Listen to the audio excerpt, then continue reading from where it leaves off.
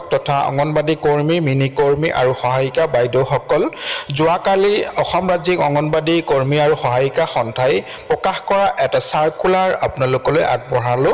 এই ভিডিঅ'টো শেষলৈকে চাব, নিশ্চয় বুজিবলৈ পাব। আৰু যদি এতিয়াও চেনেলটো ছাবস্ক্ৰাইব কৰা নাই, প্লিজ ছাবস্ক্ৰাইব এটা কৰি দিব। অসম ৰাজ্যিক অংগনবাড়ী কৰ্মী আৰু সহায়িকা সন্থা, পূব নিজৰাপাৰ, চানমাৰী কলনী, গুৱাহাটী 871003, পঞ্জীয়ন নং 1807/99, এফিলিয়েটেড টু CITU।